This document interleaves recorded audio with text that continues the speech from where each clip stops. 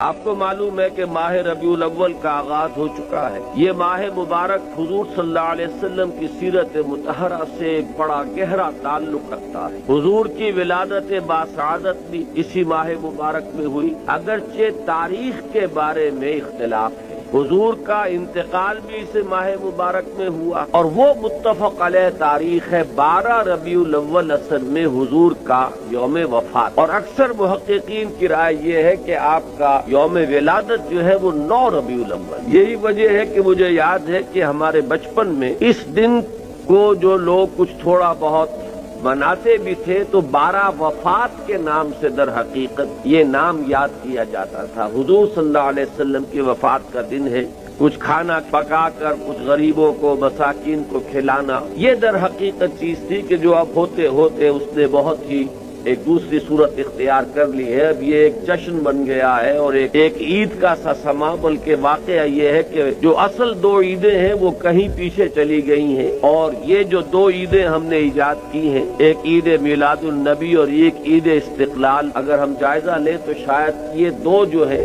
یہ زیادہ four ground میں آ چکی ہیں۔ لیکن یہ کہ جہاں تک آپ کی ولادت اور آپ کے وفات کا اس ماہ مبارک میں ہونا ہے وہ ثابت ہے۔ حضور کا ورود مدینہ منورہ میں بھی ماہ ربیع الاول میں ہوا ہے۔ اس پہلو سے اگر اس ماہ مبارک میں ہم سیرت النبی کے مطالعے کا ایک خاص موضوع رکھیں، کسی تاریخ کے تعین کے بغیر اس مہینے کی مناسبت سے سیرت مطہرہ پر گفتگویں ہوں، غور و فکر ہو، اور اس میں بھی عملی پہلو سامنے ہو، اتباع کا جذبہ، سمجھنا سمجھانا اس لیے ہو کہ اس پر عمل کرنا ہے، تو یقیناً یہ چیز ہمارے لیے بہت مفید ہوگی اور ہمارے بہت سے امراض کا شاید اس سے مداوع ہو سکے۔